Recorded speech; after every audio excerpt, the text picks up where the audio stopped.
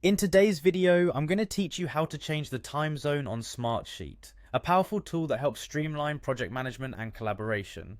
Whether you're working with an international team or moving across time zones, setting the correct time zone ensures your schedules and deadlines align perfectly with your current location.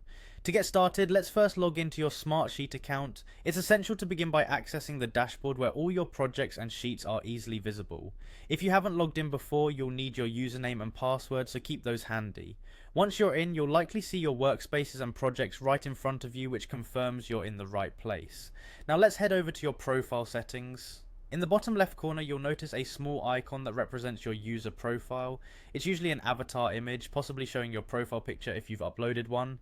Clicking on this icon will open up a menu featuring various options tailored to your account settings.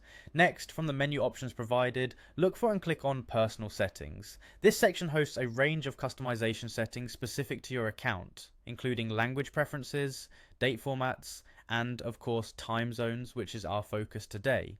After clicking Personal Settings, another menu will appear. Here you will want to select the Settings tab. This tab contains several options that influence how Smartsheet interacts with your environment, making sure that everything from notifications to your personal information is just how you like it. Once you're in the Settings menu, scroll down to find the Time Zone section. This is the pivotal part of our tutorial. By default, Smartsheet might have selected a time zone for you based on your initial setup location or the server location. However, you can easily adjust this to match your current needs. To do this, click on the drop-down menu, which will reveal a comprehensive list of global time zones. It's quite an extensive list, so take your time to carefully select the option that matches your current geographical location or the location you prefer for your projects.